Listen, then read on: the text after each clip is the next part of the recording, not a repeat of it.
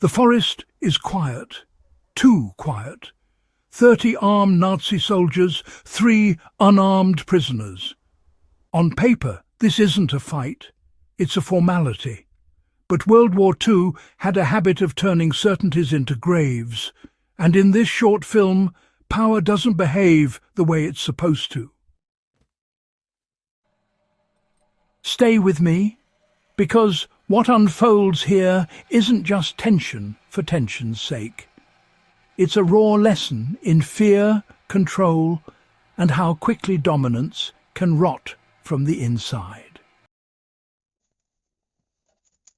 Welcome back to 0 Hour World War II, where we don't just tell you what happened, we make you feel why it mattered. The setup that feels one-sided for a reason. The premise is brutally simple. 30 Nazi soldiers escorting 3 prisoners through hostile territory during World War II. No names, no backstories spoon-fed to you. That's deliberate. The film strips things down to the essentials. Uniforms, weapons, orders, silence.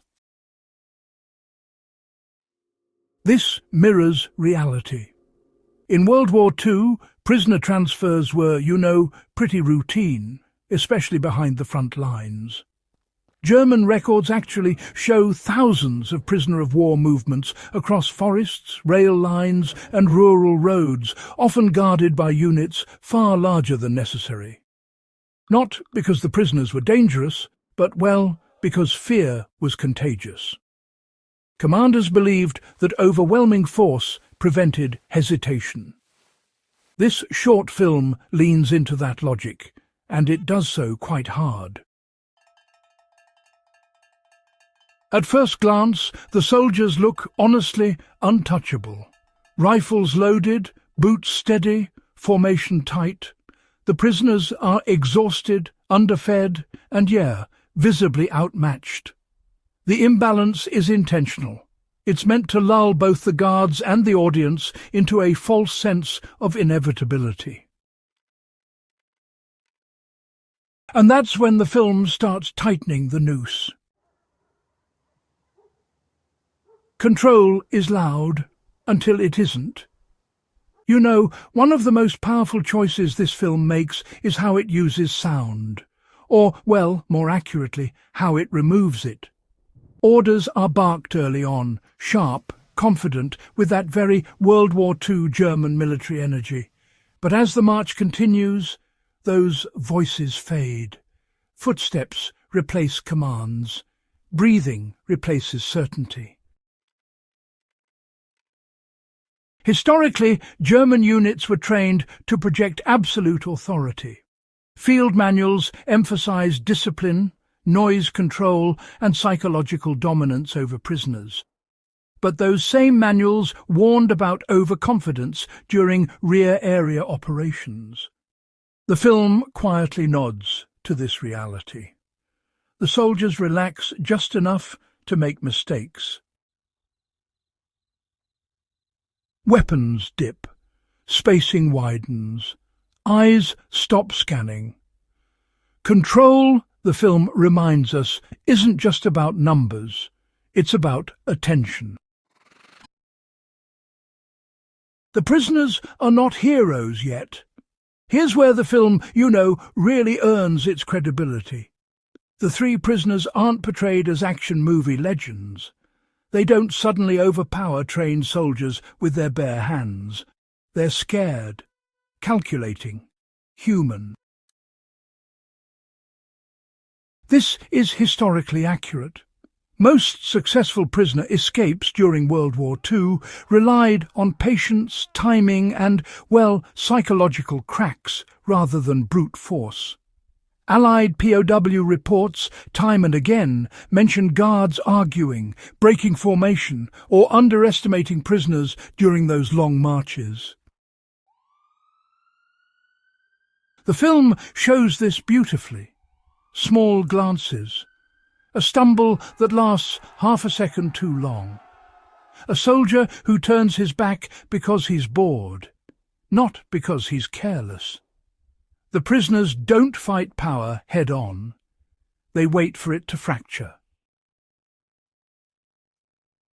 When numbers stop mattering, there's a moment in this short film where, the balance shifts, and it doesn't come with explosions or dramatic music.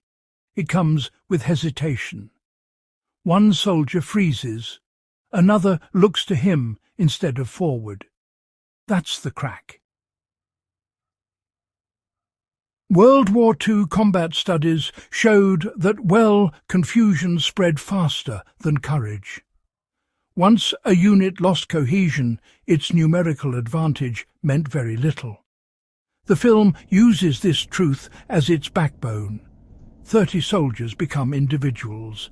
Individuals become liabilities. The forest, once controlled, becomes a threat. Trees block sightlines. Shadows multiply fear. Orders get delayed by seconds, and in real combat, seconds kill. The prisoners exploit none of this directly. They let it happen. And that's the point.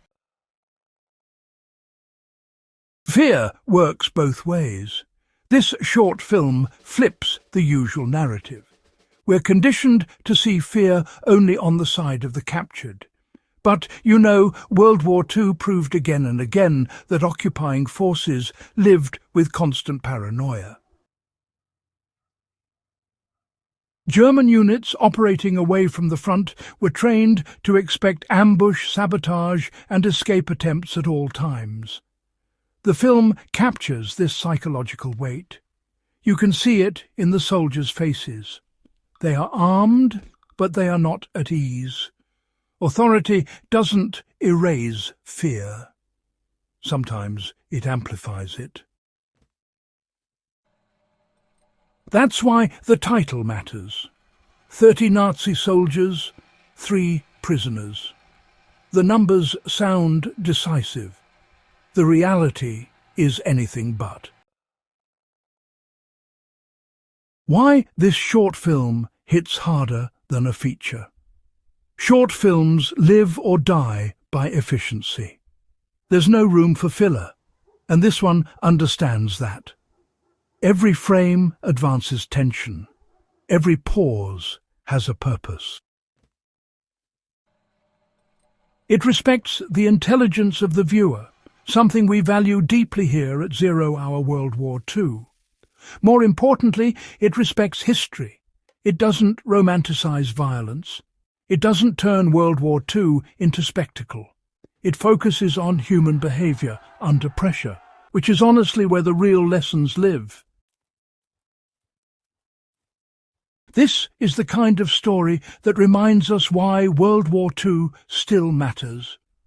Not because of flags or speeches, but because the same dynamics of power, fear, and control repeat in every conflict since.